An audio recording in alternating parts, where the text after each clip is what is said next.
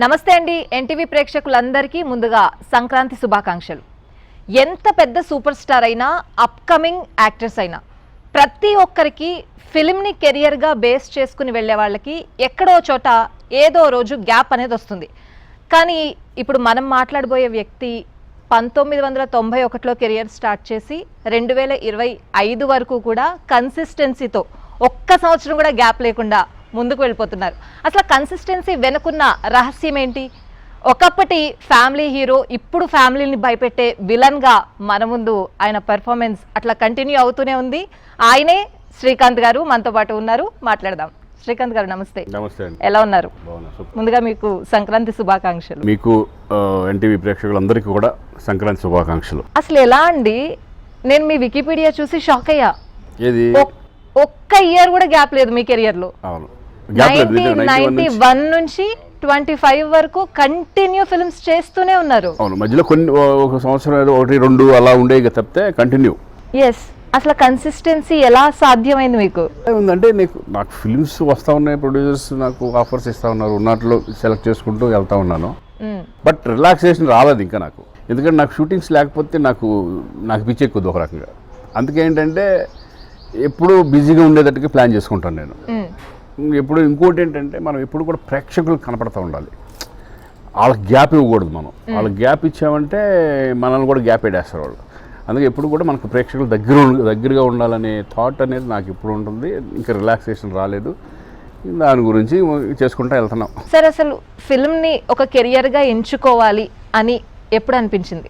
నాకు almost 8th standard 7th standard నుంచి కూడా సినిమాలు అంటే పిచ్చి. నేను పుట్టి పెరిగింది కర్ణాటకలో. అది గంగావతి అనేది బసపట్నం ఒక విలేజ్లో పుట్టి పెరిగాను. అక్కడ ఏంటంటే తెలుగు ఫిలిమ్స్ ఫస్ట్లో రామారావు గారి ఫిలిమ్స్ అట్లా వచ్చాయి, తర్వాత చిరంజీవి గారి ఫిలిమ్స్ వచ్చాయి. ఎప్పుడైతే చిరంజీవి గారి ఫిలిమ్స్ నేను చూడడం స్టార్ట్ చేశానో నాకు ఇంట్రెస్ట్ ఇంకా బాగా పెరగడం. ఆయన రిలీజ్ సినిమాలు బళ్ళారి అని ఒక గంగావతికి 60 కిలోమీటర్స్ మేము ఉన్న ఊరికి అక్కడికి వచ్చేది. అక్కడికి వెళ్ళాలంటే ఏంటంటే ఇంట్లో వాళ్ళు పంపించేవాళ్ళు కాదు, చిన్న ఏజ్ కదా.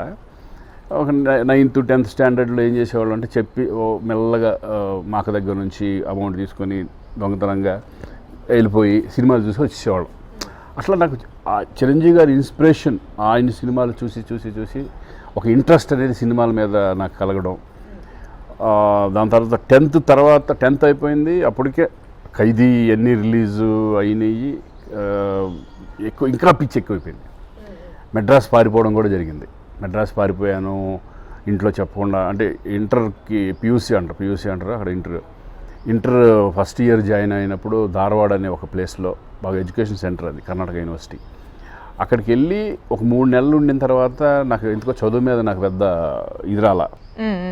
సరే ఏంటి మా మైండ్ అంతా ఒక డిస్టర్బెన్స్, ఏంటంటో ఏదో వెళ్ళిపోవాలి, నేను హీరో అయిపోవాలనే ఫీలింగ్స్తో చెప్పకుండా మెడ్రాస్ వెళ్ళిపోవడం జరిగింది. మెడ్రాస్ వెళ్ళాను, తిరిగాను, ఎక్కడ ఏంటో తెలియదు, కన్ఫ్యూజన్. అప్పుడు జ్యోచిత్ర సితారా అనేది ఒకటి ఉండేవి కదా, వాటిల్లో చిరంజీవి గారు ఎక్కడ షూటింగ్లు చేసేవాళ్ళు. బీజీపీలో మెరీనా బీచెస్, ఏవిఎం స్టూడియో, ఇవన్నీ తిరిగాం. ఎక్కడా లేదు, ఎక్కడ అలో కూడా లేదు. ఏవిఎం స్టూడియోలో నన్ను అలో కూడా చేయలే. అలా తిరిగి ఒక 3 రోజులు 4 రోజులు తిరిగి ఇక నాకే ఒక భయం వేసింది. అసలు ఏంటిది, ఇంటికాడ ఎంత టెన్షన్ పడుతున్నారో ఒక ఆలోచన వచ్చి మళ్ళీ బ్యాక్ రావడం. బ్యాక్ వచ్చేసిన తర్వాత ఆ ఇయర్ వేస్ట్ అయిపోయింది. మా ఫాదర్ వాళ్ళు ఏంటంటే, సరే నువ్వు వెళ్ళాలనుకుంటే వెళ్ళు, నేను పంపిస్తా, బట్ ఏంటంటే నువ్వు చదువుకున్న తర్వాత నీ ఇష్టం ఏదైనా చేసుకోవాలి. ఇంకా అప్పుడు దాని తర్వాత నేను డిగ్రీ వరకు ఇంకా వెనక్కి తిరిగి చూసుకోవాలా. బట్ సినిమాలు పిచ్చి అలాగే ఉంది. డిగ్రీ అయిపోయింది, ఇమ్మీడియట్గా నేను ట్రై చేశాను Madras film institute Adyar film institute try చేశాను. అడయార్ ఫిల్మ్ ఇన్స్టిట్యూట్లో నాకు సీట్ దొరకలేదు. ఎందుకంటే వాళ్ళు ఏదో యాక్టింగ్, అప్పటికి అసలు యాక్టింగ్ అనేది కానీ, నాకు స్టేజ్ మీద ఈ నాటకాలన్నీ కానీ, అసలు కాలేజ్లో కానీ స్కూల్లో కానీ అసలు నాకు ఏ అనుభవం లేదు. ఓన్లీ సినిమా అంతే. సినిమా చూసి సినిమాలోకి వెళ్ళాలని ఒక తప్పితే అసలు యాక్టింగ్ ఎలా ఉంటుందో ఏంటో నాకు మొహమాటం ఎక్కువ ఎవరితో మాట్లాడేవాడిని కాదు. అప్పుడే ఓన్లీ ఫ్రెండ్స్ ఉండేవాళ్ళు, ఫ్రెండ్స్తో బాగుండేవాడిని, కానీ మిగతా ఎక్కడ మాట్లాడేవాడిని. అలా ఇన్స్టిట్యూట్ అక్కడ రిజెక్ట్ అవ్వడం. తర్వాత నేను విజయవాడ వెళ్ళిపోయి మా సిస్టర్ వాళ్ళ దగ్గర ఉండటం. అక్కడ నుంచి ఇక్కడ మధు ఫిల్మ్ ఇన్స్టిట్యూట్ చేయడం జరిగింది. దాని తర్వాత ఇమ్మీడియట్గా నాకు పీపుల్స్ ఎన్కౌంటర్ ఉషా ఖండ్మోస్ ఆఫర్ రావడం. మీరు ఇప్పుడు చిరంజీవి గారిని అన్నయ్య అన్నయ్య అని పిలుస్తారు, రామ్ చరణ్ మిమ్మల్ని అన్నయ్య అని పిలుస్తుంటే ఎట్లా అనిపిస్తుంది మీకు? అంటే అంటే అన్న అంటారు మామూలు జనరల్గా ఒక ఇదిలో అన్న అన్న అని పిలుస్తూ ఉంటారు. అలాగే నా బాబాయ్ అంటే బాబాయ్ అనే వాళ్ళు ఉంటారు కొంతమంది, అట్లా అనొచ్చు, అన్న తప్పేం కాదు. బట్ నాకన్నా ఫస్ట్ నుంచి కూడా అన్న అన్న అంటూ ఉంటాడు. గేమ్ చేంజర్ చూసాను సార్, మీ క్యారెక్టర్ అయితే అదిరిపోయింది. Thank you. అండ్ అంటే శంకర్ గారు మూవీ ఫస్ట్ టైమా సార్ చేయడం మీరు? శంకర్ గారు మూవీ ఫస్ట్ టైం. సో ఆయన మూవీలో మీరు చేస్తున్నప్పుడు మీ ఫీలింగ్ ఏంటి? అసలు నాకు ఫస్ట్ ఆఫర్ వచ్చినప్పుడే నేను శంకర్ గారు మూవీలో నాకు ఆఫర్ వచ్చింది అనేది నేను అసలు ఊహించలేదు. బట్ అది కాకుండా ఈ type of character.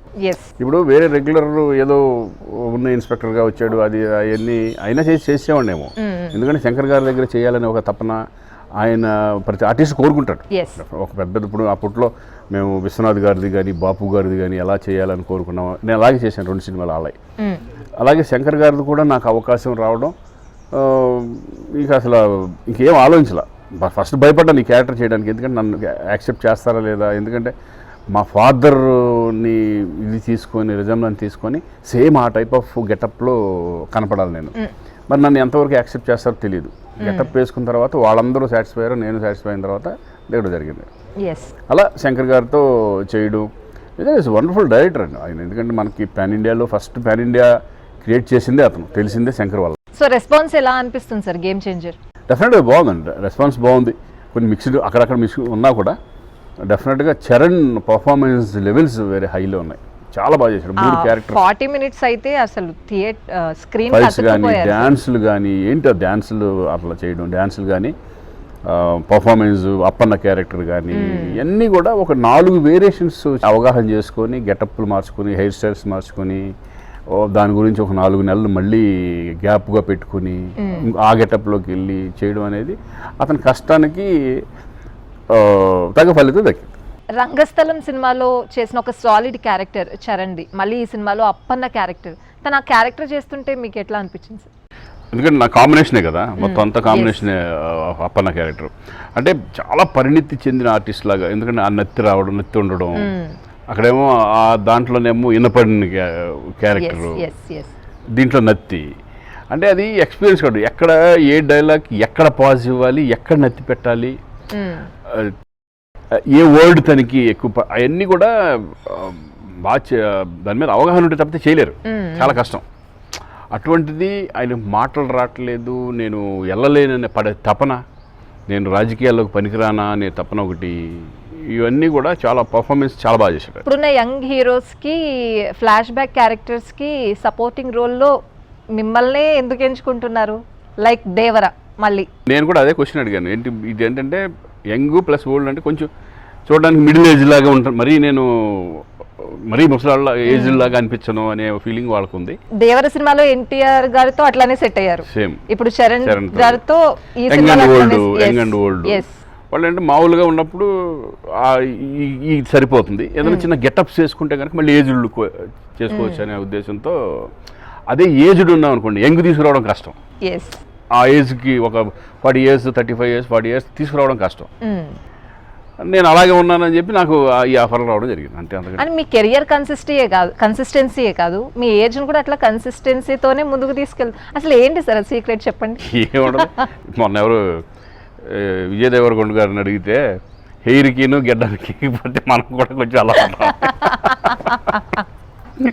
Of course, but ఆ మెయింటెనెన్స్ అనేది మెయింటెనెన్స్ లేకపోతే ఇష్టం వచ్చినట్టు ఉన్నాం అనుకోండి. అంటే నాకు మెయిన్ ఏంటంటే ఫుడ్ మీద బాగా, ఫుడ్ ఇంట్లో ఫుడ్ తప్పితే ఎక్కడ తిన్నాం. అందరూ కూడా సెకండ్ ఇన్నింగ్స్ స్టార్ట్ చేస్తున్నారు, ఊహగారిని మీరు పంపించట్లేదా? ఊహగారికి ఇంట్రెస్ట్ లేదా? దానికి లేదు ఇంట్రెస్ట్, కానీ అసలు మామూలు ఇంట్రెస్ట్ రమ్మంటేనే రాదు.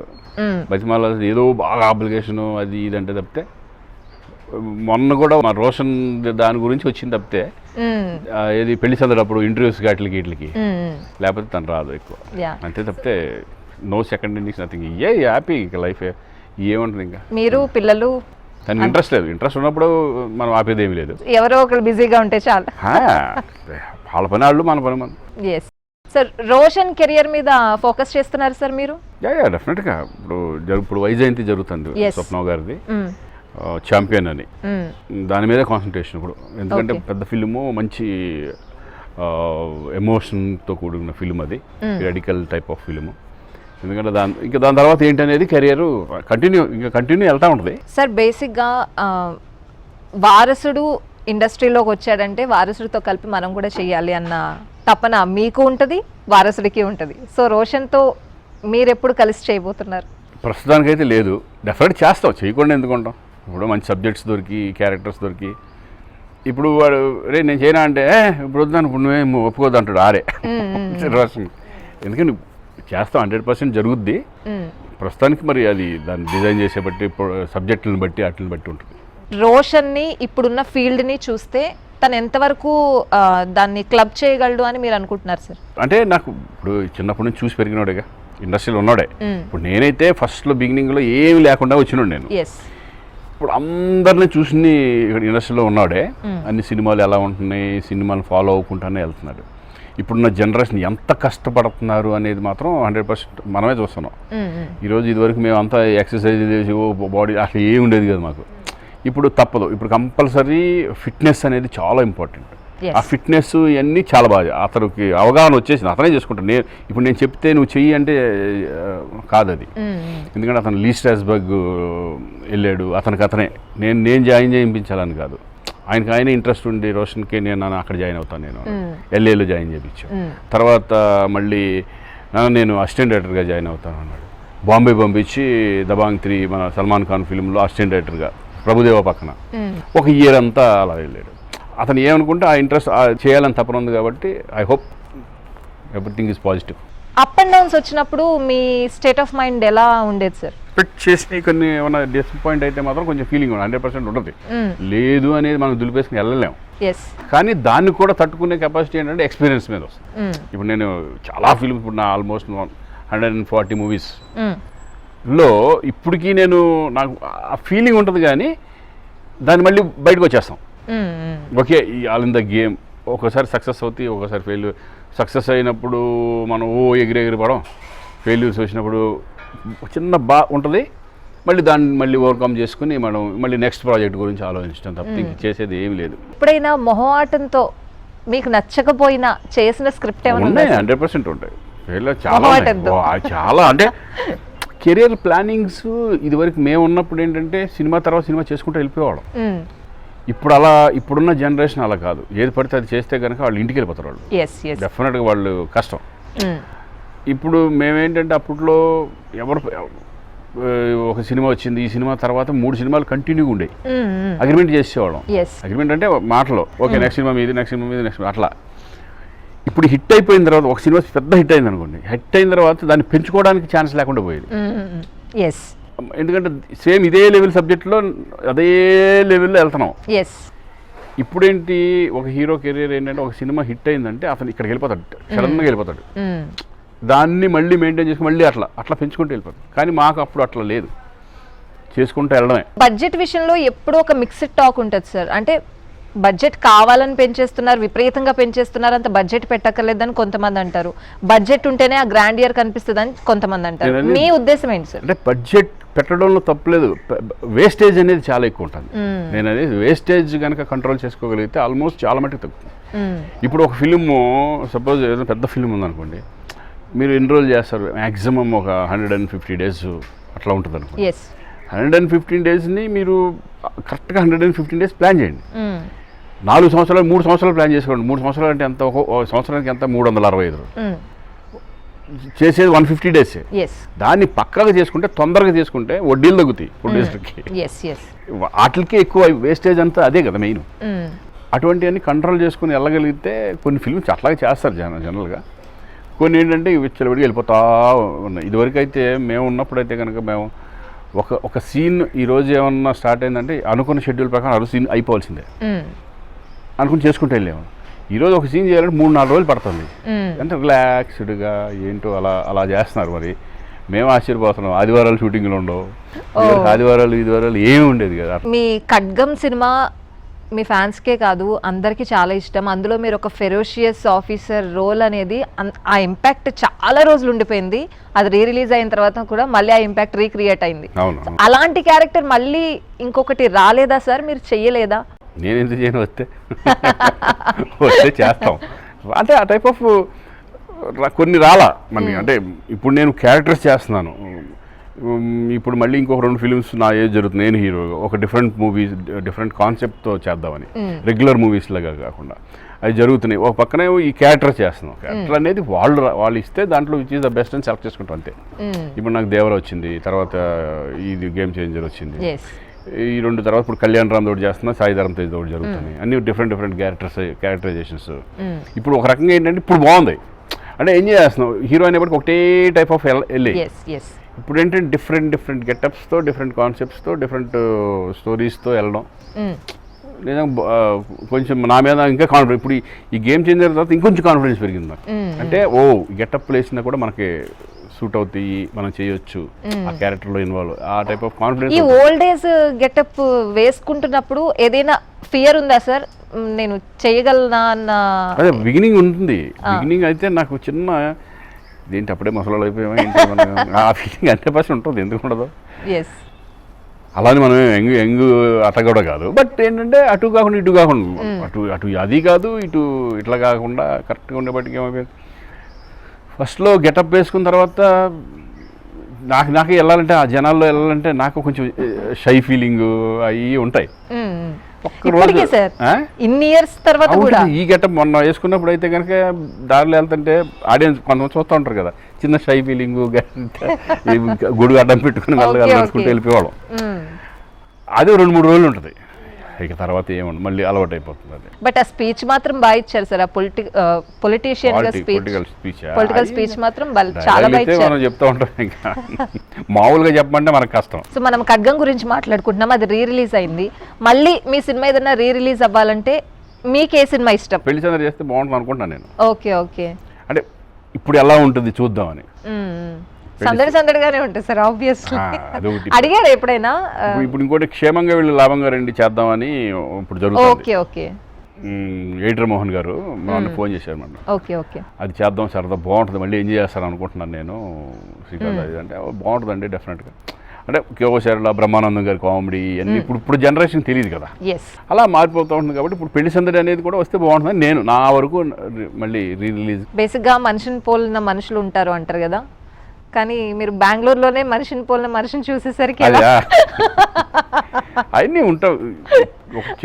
ఆ టైంలో ఆ డ్రగ్స్ కేసు ఆ టైంలో సేమ్ నాలానే ఉన్నారేంటి అన్న ఫీలింగ్ వచ్చినప్పుడు మీకు ఏమనిపించింది సార్? నేను షాక్ ఫస్ట్. అంటే విచిత్రం ఏంటంటే మన జర్నలిస్టులతోనే కూర్చున్నాను నేను ఇంట్లో.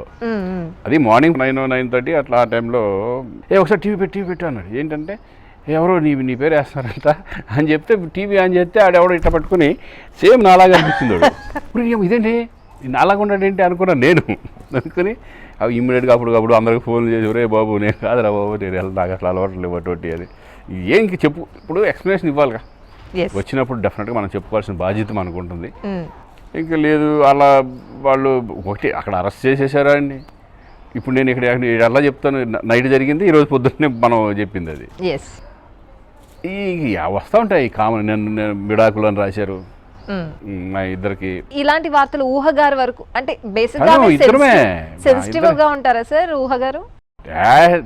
ఒక రకంగా స్ట్రాంగ్ ఉంటారు. ఇవన్నీ మనకు తెలియదు, 2 రోజులు అయితే మొత్తం అంత మనకి ఈ టైప్లోనే నేను స్ట్రాంగ్గానే ఉంటా. నేను బాధపడిపోయి అరిచేసి ఈ టైప్లో ఉండదు. నేను తిట్టను కూడా తిట్టినాలని, ఆ కర్మ రే బాబు నవ్వుతానే చెప్తాను నేను. మీ కర్మ ఏంటి బాబు ఇట్లా ఉన్నాయి ఏంటి, ఇగో చూసుకోండి అని ఈ టైప్లో ఉంటుంది అంతే. అంటే మీరు ఇప్పటిదాకా చాలా క్యారెక్టర్లు చేస్తారు, ఒక కంప్లీట్ యాక్టర్ ఎవరైనా ఉన్నారు అంటే ఫస్ట్గా శ్రీకాంత్ గారి పేరు అయితే వస్తుంది. ఇంకా మీరు అరే నేను క్యారెక్టర్ ఇంకా చెయ్యాలని ఉంది నాకు అన్న క్యారెక్టర్ ఏమైనా ఉందా సార్? ఏముండదు, ఇంకంటే వచ్చిన దాన్ని మనం ఫీల్ అవ్వకుంటే వెళ్తాం. ప్రతిదాన్ని కొత్తగా ఫీల్ అయ్యి వెళ్తామే. ఇప్పుడు నేను ఇన్స్పెక్టర్ క్యారెక్టర్ చేసేసాను, ఇంకో సినిమాలో వచ్చింది అనుకోండి, దాన్ని ఇంకో కొత్తగా ఎలా చేద్దామని ఆలోచిస్తాను తప్పితే మంచి చేసుకుంటే వెళ్ళడమే. నాకు అసలు యాక్చువల్గా మైథలాజికల్ అంటే చాలా ఇష్టం. మైథలాజికల్ క్యారెక్టర్స్ అంటే దాన్ని చేయడం అంటే ఇష్టం. కృష్ణుడు కానీ ఇప్పుడు కుదరదు ఎక్కువ, జనరల్గా అప్పట్లో చాలాసార్లు చెప్పాను నేను కృష్ణుడిగా చేయాలి అది అని. ఓకే, ఓకే, ఇప్పుడు ఓకే. ముదురు కృష్ణుడు అంటారు తప్ప ఏముండదు. అఖండ సినిమాలో వరదరాజుల క్యారెక్టర్ చూసేసరికి శ్రీకాంత్ గారేనా అని అనిపించింది ఫస్ట్ ఆఫ్ ఆల్ అందరికీ. అసలు ఈ క్యారెక్టర్ ఎలా ఒప్పుకున్నారు అని కూడా అనిపించింది. మీరు ఆ క్యారెక్టర్ చేస్తున్నప్పుడు మీ ఫీలింగ్ ఏంటి, అండ్ థియేటర్లో సినిమా చూస్తున్నప్పుడు మీ ఫీలింగ్ ఏంటి? Wonderful character. అంటే నేను కాదు ఇది వేరే అనేలాగా బోయపాటి గారు డిజైన్ చేశారు. అది యాక్చువల్గా ఎలా ఉండాలి ఏంటి, ఇంతంత హెయిర్ వేసుకొని, అంటే నాకు అది ఇన్స్పిరేషన్ ఆపరేషన్ దుర్యోధన అనుకోండి, ఏదన్నా అనుకోండి, హెయిర్ ఇంతంత ఉండాలి, బియర్డు, మళ్ళీ అది కూడా మా మైండ్స్లో చేస్తూ ఉంటాం కదా, ఆ తగ్గ రగ్గడ్నెస్ ఉండాలి. మనమేమో అంత రగ్గడగా జనరల్గా ఉండం, సాఫ్ట్గా ఆ టైప్లో ఉంటాం. అది రావాలి. ముందుకు ఫస్ట్ ఎప్పుడు కూడా ఒక గెటప్ కుదిరిందంటే పర్ఫార్మెన్స్ లెవెల్స్ మనం తెచ్చేసుకోవచ్చు. ఇప్పుడు ఎమోషన్ కానీ ఇది కానీ ఏదన్నా సరే స్టెబిలిటీ అవన్నీ తెచ్చుకోవచ్చు. ముందు గెటప్ కుదరాలి. నేను నమ్మేది అది బాగా ఫస్ట్ గెటప్ కుదిరింది మనకి. గెటప్ కుదరంగానే వరదరాజుల క్యారెక్టర్ వచ్చేసింది, గ్రిప్లోకి వచ్చేసింది. ఇక బోయపాటి గారు ఆయనకి ఏం కావాలో ఆయన చక్కగా నీట్గా బిల్డప్తో సహా చేసుకుంటారు ఆయన. ఇంకా ఆయన నేను ఎక్కువ డైరెక్టర్స్ నమ్మేస్తాను. డైరెక్టర్ ఏం చెప్తే అది చేసుకుంటూ వెళ్ళిపోతూ ఉంటారు. అలా ఆ వరదరాజుల క్యారెక్టర్ వాళ్ళు బాలకృష్ణ గారు ఆపోజిట్గా అంత పెద్ద క్యారెక్టర్ రావడం, ఎందుకంటే అంతకుముందే నేను బాలకృష్ణ గారితో శ్రీరామరాజ్యం లక్ష్మణుడిగా చేశాను, తమ్ముడిగా చేశాను. ఇప్పుడేమో వరదరాజులుగా చేయడం అంటే యాక్సెప్ట్ చేస్తారు ఆడియన్స్, ఎందుకంటే గెటప్ కుదిరి ఇప్పుడు క్యారెక్టర్లు ఈ సినిమాలో ఇది, ఇంకో సినిమాలో ఇది అని ఉంటుంది కాబట్టి ఆడియన్స్ డెఫినెట్గా యాక్సెప్ట్, కానీ కుదరాలి. మళ్ళీ మీ అన్నయ్యతో సినిమా చేస్తున్నారా సార్? ఎప్పుడు అవకాశం వస్తే అప్పుడు చేస్తాం డెఫినెట్గా. అంతే అంటారు? క్యారెక్టర్స్ రావాలి, నేనే అడుగుతూ ఉంటాను ఇప్పుడు అన్నయ్య మళ్ళీ ఎప్పుడు అన్నయ్య అని.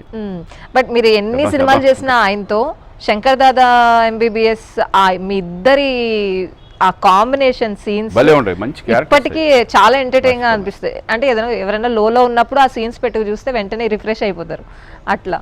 సో మళ్ళీ అలాంటి సినిమాలు, అలాంటి క్యారెక్టర్లు రావాలని కోరుకుంటాను నేను. డెఫినెట్గా నాకు ఇష్టం కూడా ఆ ఎంటర్టైన్మెంట్, ఆ వే ఆఫ్ ఇది, ఆ బాడీ లాంగ్వేజ్, చక్కటి ఎంటర్టైన్మెంట్, అవి నాకు చాలా ఇష్టం.